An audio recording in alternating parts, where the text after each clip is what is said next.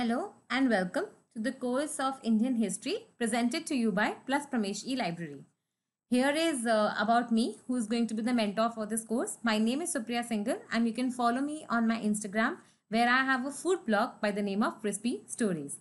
Okay, so now we have already covered the entire ancient history. Okay, so what we will do in this class is basically there is only one chapter remaining from the Tamil Nadu class 11 book, which is sort of a linking chapter between ancient and medieval history. Okay, so what we'll do is first we will cover the entire revision of at least what we have studied and try to go through the maps, and then we will actually move on to this ancient class, the next chapter that we have. So just for basics, remember, see, ancient history we start from the time of Stone Age. Okay, and then in Stone Ages, basically, which is also called as the prehistoric time, we had Paleo, Meso and Neolithic Stone Ages. After that, we moved to the Chalcolithic age, which is basically the Copper plus Stone Age. And in this, we studied about the Indus Valley civilization. It is also called as the Proto-historic age. Okay. After Chalcolithic age, if you see, we have basically Vedic age. And Vedic age can be divided into two parts. One is the early Vedic period and then it's called as the later Vedic period. Early or Rig Vedic is the same thing, which goes from 1500 to 1000 BC, and then later period goes from 1000 to 600 BC. After this, around 600 BC, you will see three things happening. First is basically rise of different religions, for example, Buddhism and Jainism in India. Then rise of religions in the world, for example, Zoroastrianism. Okay, and then we will see rise of Mahajanpadas, which is basically 16 Mahajanpadas. Okay, after this, what we did was we found that out of those Mahajanpadas, only Magad was one of the Mahajanpada that actually remains. So in Magad, we saw that first comes the Haryanaka dynasty, okay, under which we studied Bimbisar, Ajatsatru, etc. Then we went on for Saisungas, under which we studied the Kalasho. Okay, then we went on to Nandas, where we studied about Dhananda and Mahapadmananda. Then after that, we went to Mauryas, in which we studied about Chandragupta Maurya, Kautilya. Then we studied about his son, which is Bindusar. And then we went on to Ashoka. Then after Mauryan Empire, okay, we saw basically three things happening, right? So basically post Mauryan Empire, we saw invasions started happening. And in those invasions, we studied four invasions: Bactrians, Scythians, Parthians and Kushans. And within Kushans, we know that we studied about Kanishka, who was a very famous ruler. Okay, now what is happening? See, Mauryans have an empire in the North India in the Magad time, okay, this time. And when Kanishka is ruling, you can say Kanishka is ruling here, okay, when Mauryans are there and Kanishka is here, you will find that in the south we have Satvahans, and while in the southern India you have Cheras, Cholas and Pandyas. So basically Sangam age is going on. Okay, then after that what happens? The Satvahans get replaced by basically Chalukyas. Okay, and simultaneously you will find that Sangam age has been replaced by Pallavas, and here in you will find that this is happening. See, these two are happening around 600 AD. But before that, when Kanishka was ruling, after that came the Guptas, and after that Guptas came the Harshas. So Harsha is the one who is basically contemporary to Chalukyas and Pallavas. Okay. After that, what is happening? In North India, you will find the ancient history stops here till Harsha's empire. But in southern India, you will find that after Pallavas and Chalukyas are replaced by Rashtrakutas and Pallavas are replaced by imperial Cholas. Okay, this is how the entire history I have summarized you, summarized for you in just like one slide. And I hope that you remember the history like this only. But specific events and more detailed information, if you want to know of each what happened when, who came when, and entirely you want to cover it in just one part, then you need to watch the ancient history wall chart. Okay, which is a very beautiful wall chart covering all the important events of history prepared by Pramesh E-Library. And we have also made a course on the wall chart so that you understand the chronology of the events that have happened. So you can find this on YouTube as well as the Pramesh E-Library's website. Now, after having done this, let's move towards the Unit 6 and last chapter. And basically after Cholas, see, this Cholas was the last chapter that we studied. But after this, the only chapter that is remaining is the chapter number 14, which is the spread of Indian culture to the Asian countries. Okay, so here we can say that we have technically finished the ancient history and we are stepping towards the modern history. So now this chapter, I already told you that this is more important from the mains point of view rather than prelims point of view. Okay, but since prelims and mains both are a part of UPSC preparation, so we need to cover it.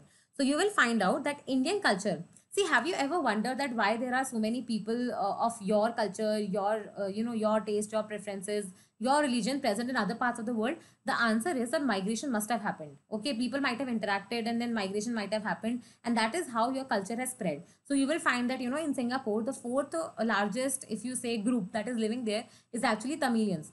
Okay, similarly, you will find that a lot of the Gujaratis you can find in the US and Canada region. Similarly, for the Sikh people, that means what? Indian culture has spread throughout the world. It has not remained within the boundaries of India itself. So you will find that spread of Indian culture and civilization to other parts of Asia. So here we are not concerned with USA or Canada or Mexico or Europe. We are considering the migration of Indians from India to basically Asia. Okay, and see, it's not necessary that your culture gets exported only when your country people try to move out. Even when, remember the ambassadors came, the Arab ambassadors and the Chinese ambassadors, when they visited India, they also basically took with them our culture. So hence I'm saying it's both ways. Either you move out or basically the other countries people come in to your country and they take your culture or spread your culture outside. So the spread of Indian culture and civilization, in this chapter we are only concerned with the spread to the Asian countries. Okay, now Asia is the continent, right? So Asia has the Southeast Asian nations, which are basically 10 nations. Remember, Indonesia, Malaysia, Brunei, Philippines, then Cambodia, Laos, Vietnam, Myanmar, Thailand, Singapore. So all these. Now it also has East Asia, okay, which is basically Japan, South Korea, etc. Then you have North Asia, which is Russia, China, etc. Then similarly, you will have South Asia, which is India and its 8 neighbors. Okay, so Asia is a big continent which has so many other countries also. Now we are considering how did the Indian culture and civilization spread to this all Asian countries. And specifically also here we are dealing with either India's neighbors or basically Southeast Asian nations. Okay, so India, you will find that it had first of all established commercial contacts with other countries. Okay, we already know that there was naval contact also, there was land frontiers also. Ambassadors were coming from like we was establishing embassies and other people were also coming to our country. So for commercial trade and like commercial trade reasons. Now, if somebody is coming for trade, obviously they will see, oh, this country is producing silk also. This country is producing cotton also. Let me take with it. So let me take this with me. So what will happen? So they came for commercial prospects, but then they actually started wearing our clothes. Okay, so that is how your culture is spreading. Now, it had inevitably resulted in the spread of Indian languages, because if you need to trade, you need to understand the Indian language. Similarly, Indian religions, for example, Buddhism, then Indian art and architecture. Okay, philosophy, beliefs, customs, and manners. Indian political adventures even established Hindu kingdoms in some parts of Southeast Asia. However, this did not lead to any kind of colonialism or imperialism in the modern sense. On the other hand, these colonies in the new lands, they were free from the control of the mother country, but they were brought under the control of cultural influence. See what is happening, you know, what is imperialism? So imperialism basically is when one country is imperializing over other. That means one country is controlling other country. Okay, see earlier what was happening was when British came to India, they were directly controlling us. So this was like direct form of imperialism.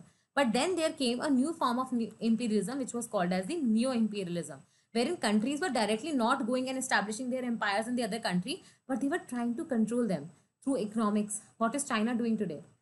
All the manufacturing industries are present in China. Okay, so now what is happening? If China suppose takes any decision, it impacts other countries.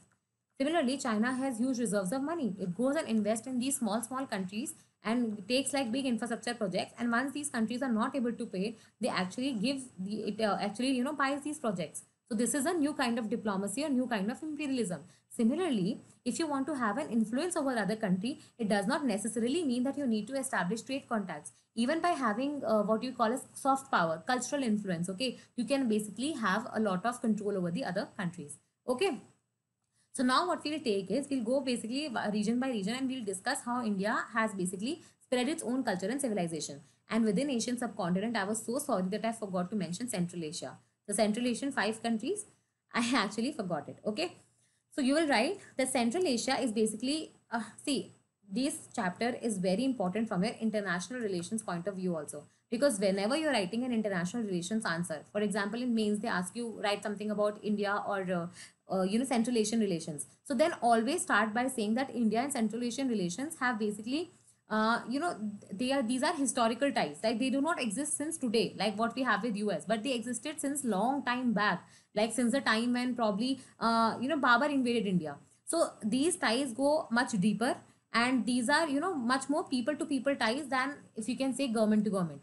Okay, so such kind of lines, if you write in your mains answer, it actually gives you more impact. So now let's just see the Central Asian part. So Central Asia was a great center of Indian culture in early centuries of Christian era, that we already know. Okay, see, Central Asia basically consists of 5 countries: Kazakhstan, Kyrgyzstan, Tajikistan, Turkmenistan, and Uzbekistan.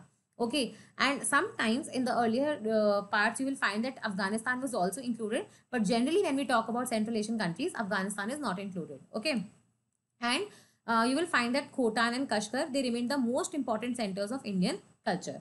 Then several Sanskrit texts. Okay, remember Ashoka's inscription were found in Afghanistan and they were written in Kharoshti script. So that means what? That they were like somewhere about talking about Dhamma, or basically Buddhist ideology. So hence you will see that lot of these Sanskrit texts and Buddhist monasteries have been found in Central Asian region. That means the Indian cultural influence continued in this region till the 8th century. Okay, and similarly, you will find that India culture has also spread to Tibet and China, because Buddhism went to Tibet from India. Okay, it went to China from India. Then we talk about the India China. So China was influenced both by land route as well as like, you know, or as well as sea route. We know because ambassadors used to come by both land route also and sea route also. Okay, Buddhism reached China, I told you, in the beginning of 1st century AD via India. A number of Chinese pilgrims like Faiyan, Huinsang, Aising, they visited India. And on the other side, you will find hundred of Buddhist monks, for example, Gunabhadra, Vajrabodhi, Dharmadev, Dharmagupta, they visited China from India. Okay, Indian scholars, they translated many Sanskrit works. Even you remember Huinsang also translated certain Sanskrit works to Chinese so that he can go there and reproduce those works and tell people about the land where Buddha was born. So similarly, you will find that Indian scholars were translating many of these Sanskrit works because into the language that Chinese could understand. Okay, and you know that India China continues even today, and you know that Chinese art. Okay, specifically, if you remember that Indo-Tibetan art, which we will be studying about in art and culture lectures. Okay, the specific kind of this dragon print, this is very prevalent in the Tibet region, and it is also present in the Ladakh region of India, because Ladakh is actually bordering Tibet. Okay, so this is basically the relation between India and China. Now, then if you consider about the time we are talking, that time the Tibet was not intricate part of China. Okay, Tibet was separate from China, but today obviously it is a part of China. But that time in Tibet was a separate country. So India and Tibet relations also have to be taken care of. So Tibet, you will find out that it was influenced by India because it is a direct neighbor of India. So India, Nepal, and then Tibet. Okay, the famous Buddhist king called Gampo, he founded the city of Lhasa. Okay, and he introduced the Buddhism in Tibet. Now this is important, remembering this. Okay, the Tibetan alphabet was devised with the help of Indian scholars, and later Indian scholars only helped for the establishment of Lamaism in Tibet. Okay, in 11th century you will find that there was the Pal dynasty ruling in Bengal, and you will find that this Pal dynasty had a Pala dynasty or Pal dynasty. It had a very close contacts with Tibet rulers. Okay, and when Bengal was attacked by the Muslim rulers, actually many Buddhist monks, they, you know, like they went away from Bengal and they took what do you say, refuge in Tibet. Okay, and obviously one country will accept the another country only when they have great ties. Now we will talk about India and Sri Lanka. So despite having different political history, Sri Lanka also experienced a great cultural influence from India. And we see even today, right? So many Tamilians you can find in Sri Lanka. Buddhist missionaries, they had, Buddhist missionaries, we already know that during Ashoka, he sent his son and his daughter, okay, Mahindra and Sangamitra to Sri Lanka, okay, to spread Buddhism. So similarly, we know that Buddhist missionaries, and also remember, you know, Sinhalese. So Sinhalese is basically, you can say, a language, and Sinhala is the religion, and it is actually Buddhist only. So that Buddhism spread and the Buddhism monasteries, you can say, is sort of basically India influenced. Okay, you can also do you remember the painting I told you, that Siri Seni painting, which resembled which resembled what, Ajanta or Ellora paintings. Ajanta paintings, remember that Siri Seni painting is represent like somewhat you know, similar to Ajanta paintings. That means what, even our art, even our culture, even our paintings are impacting the Sri Lankan region. So in the 5th century, Buddha Ghosh, he visited Sri Lanka and he consolidated there the Hinayana Buddhism. And this is the main point. See, actually, if you have to divide the world in types of Buddhism they are following, okay, just hypothetically, you will find out that most of the countries in the southeast, like the south of India, like Sri Lanka, Maldives, and probably you will see all the Southeast Asian countries, including Myanmar and Thailand, Laos, Vietnam, Cambodia, Singapore, Malaysia, Brunei, Vietnam, Philippines. Wherever, like, if you see in the south, the Buddhism is practiced, it is mostly Hinayana Buddhism. Okay, but if you go to north, you will find, for example, Tibet, China, then even in Japan, South Korea, they follow Mahayana Buddhism.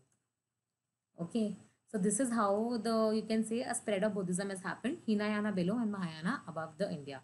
This is I'm not saying that there are no exceptions to it. I'm just saying that this is generally the trend. Okay. So yeah, Sigiriya that I was telling you, Sirisena or Sigiriya, basically their paintings have been similar to Ajanta paintings.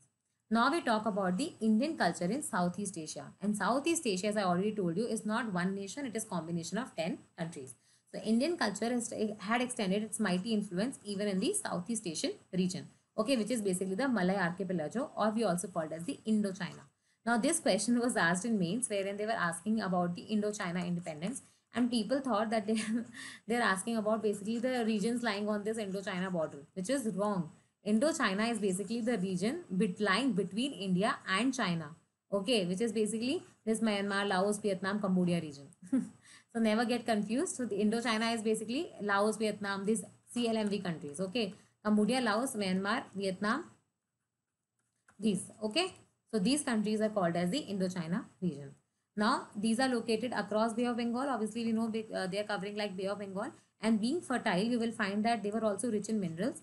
And like, see, if something is rich in minerals, something is also fertile soil, that means industry and agriculture both can prosper, and obviously they will require labor. So that is why you will find that Indians were attracted to these lands. Moreover, the east coast of India is also is having lot of ports. So if you have studied geography, you must have like by now studied that this eastern side of the boundary, okay, of the sea boundary, that sea line that India has, is more indented in nature. So there are more ports over here. So that is why I'm saying that eastern coast of India is already having numerous ports, and that is why it was basically Indians got more opportunity to take like frequent voyages to these countries rather than compared to west. Okay, the ancient tradition referred to traders' voyages to Swarna Bhumi, which was basically the land of gold, which is basically the Malay archipelago or Indochina region.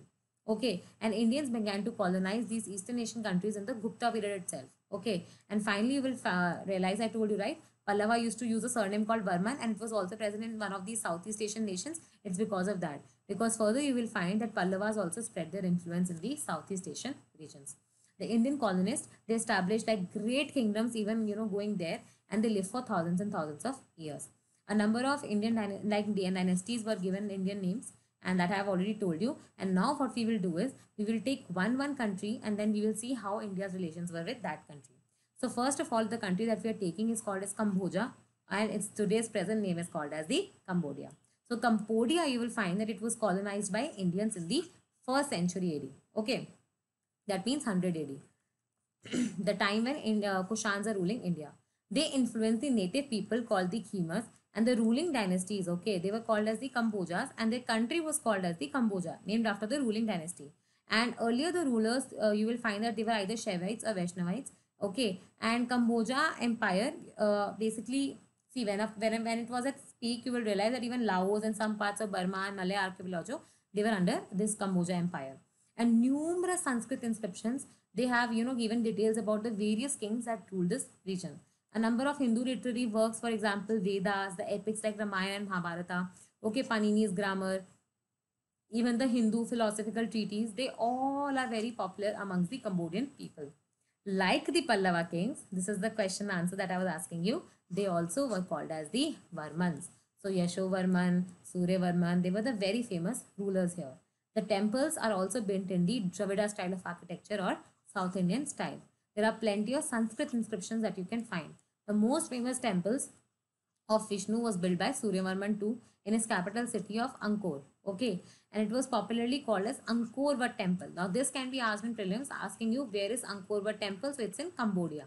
Okay, and it is a standing on the top of a terrace structure, and each terrace is basically sort of covered gallery which contains a numerous relief structures. So something like that, like each there's a floor, and then each floor has a like a covered gallery with lot of sculptures. Okay, temple is constructed in Dravidian style, and you will find that these sculptures are nothing but depicting the stories from Ramayana and Mahabharata.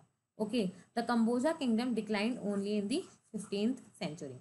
This is not important, but important is the sculpture and the form of art making, and also the capital city. Then we come to the Empire of Champa. So Champa or South Annam is situated in the east of Cambodia. Okay, and it is the first Hindu dynasty was established by Sri Mara, and this is important. In Champa, who is establishing the first Hindu dynasty? It is Sri Mara, and when is he establishing? Around 200 AD. A number of Sanskrit inscriptions there, can be found which actually tell you the history about Champa, and 12 Indian dynasties they ruled over Champa, and by 13th century you will find that Champa was finally annexed to Cambodia, because it's a big empire, it's a small empire. After a point of time, the small empire will obviously get weakened and it will get merged into the bigger empire. Under its Hindu rulers, and the Hindu religion and culture, the customs, the manners, all the rites and rituals that we used to follow, they were also introduced in the Champa. Shaivites and Vaishnavites, like Vaishnavism, also flourished. And but remember, anywhere in these countries there is no intolerance. Like these countries are just like India, very tolerant for other religions, and that is why you will find that Buddhism also flourished side by side. Okay, now we come to the Siam or Thailand. And before we move forward, you must have been remember, Indian government has actually mentioned, created a list of UNESCO intangible cultural heritage. Okay, and in that we have actually mentioned Thailand's one of the mask dances. Okay, as one of the intangible cultural heritage. Okay, this is the importance. What is, what India Thailand relations have even today. So now Siam in Thailand, you will find that there were several states in Siam which were following Indian culture, and Thai script, okay, was developed with the help of Indian scholars. Now even the script that they are writing, the language that they are using, the script that they are writing, it has basically significant Indian influence. The traditional laws of that country, they were composed of Dharm Shastras, and the temples of Bangkok, they basically see actually, like they also are depicting the epics and the Vedas, etc. of Hinduism. Okay. Now, after Thailand, we will talk about the Sumatra and Java, which belong to today's Indonesia. Okay. The Malay archipelago had remained an important link between India and Far East region. Several Hindu kingdoms existed, and the most important Hindu kingdom belonged to the Sumatra, which was Sri Vijaya's kingdom. Okay, and you will find that under Sri Vijaya's you can say rule, there was a great trade and commerce happening between India and the Sumatra and Javan empires. Okay, and here also you will find that Sri Vijaya kingdom was had a very powerful maritime and commercial power. Okay, and it was also called as the Selindra Empire, which was extending its you can say influence over Java, Bali, and other Borneo islands, etc., present in the vicinity. Okay, Shailendra rulers were Mahayana Buddhist, and they maintained good relations with Indian kingdoms of Palas and Cholas of Tamil Nadu. Okay, Raja Raja Chola, remember the Rajendra One's father? Raja Raja Chola, he allowed the Shailendra king. Okay, Mara Vijay Yotunga Varman. Okay, Yotunga Varman. So here also you can say the Varman surname. So here you will find that Raja Raja I, who is a Chola ruler, he actually allowed one Shailendra king to build a Buddhist monastery in India at Nagapattinam. And this question has been asked in UPSC before. Okay, that who allowed the Sri Lankan, oh sorry, who allowed the Sumatran king to actually build a monastery in India. Then his son Rajendra also, he conquered the Shailendra kingdom for some time, but finally, obviously, Shailendra kingdom became independent, and then it continued its existence. A Hindu kingdom was established in Java, which was as early as 4th century AD, and you will find that in central Java, the kingdom of Marataram, okay, Mataram, which is called, see, actually it is Mataram, but it can be called as Mataram also, so which became a strong center of Hindu religion and culture. And you will find that, this particular Hindu kingdom of Java was later on obviously, conquered by Shailendras of Sumatra. Why? Because Java is small, Sumatra is big, so obviously it will get captured. Now till the 9th century, Java continued to be the part of Shailendra Empire, but then it became independent, and again it went under the Sumatras. Okay. Now we will talk about the monument, which is very famous here, which is the Borobudur temple. Okay, so here you will find that the greatest monument of Indo-Javan art is the Borobudur, which was built around 750-800 AD, and under the patronage of Sailendras. Okay, and it is situated on top of a hill, so it's basically on the here, and it consists of 9 successive terraces. 9 successive terraces means something like this. So it will have lot of these terraces. Okay, and they are crowned by a bell-shaped stupa at the center. So they will be like bell-shaped, and stupa will be there in the center at the topmost terrace. So there are like 9 floors, and then up on top of 9, you have something like bell-shaped or like stupa. And these open galleries, they contain like more than 2,000, okay, like stone figures illustrating incidents from the life of Buddha, because it is a Buddhist monument. And lower parts are rich in decorations, and they are basically plain and unadorned. Now, Borobudur is described as an epic in stone, and this is important because this was asked in the state civil services examination. That dash is called as an epic in stone. And it was Borobudur, okay, because it's the most beautiful, the most wonderful Buddhist stupa in the world. A top of a hill built in 9 terraces, and then a bell-shaped structure on the top. In the 12th century, Eastern Java, with Kadiri as its capital, they also developed into a leading kingdom of Java. And in 13th and 14th centuries, you will find that Majapahit, it became the capital of far-flung Japanese empire. And Indian art and literature are obviously just like it is flourishing in the other empires, it also flourished in Java. Okay, and still also you can find so many manuscripts, so many people who know about Ramayana and Mahabharata, and even there are certain dance and drama forms which are very popular in Java even today. Okay, then we talk about Bali. So Bali, you will find that it came under the rule of Hindu dynasties in 6th century only. And I think, I remember the third Chinese ambassador, he refers to the prevalence of Buddhism in the Bali in the 7th century. Okay, the stone and copper plate inscriptions that we have gotten from this empire, they obviously indicate that this region had a direct link with India. And later, obviously, it became subordinate to Java. So what we are seeing is, we are seeing that bigger empires are actually taking over the smaller empires. And finally, its people continue to be Hindus even today. And even today, it's not like only India's good thing got exported. The bad things like rigid caste system also got exported. And that is why you will find that, in Bali also the caste system was present.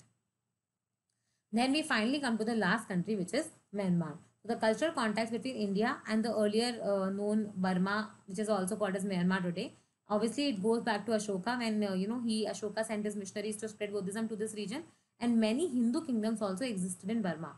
Pali and Sanskrit were the languages, because we know that in Burma Hinduism was also spread and Buddhism was also spread. So Pali and Sanskrit both are spread. Okay, and here you will find both Hinayana, Mahayana Buddhism was followed by Burmese.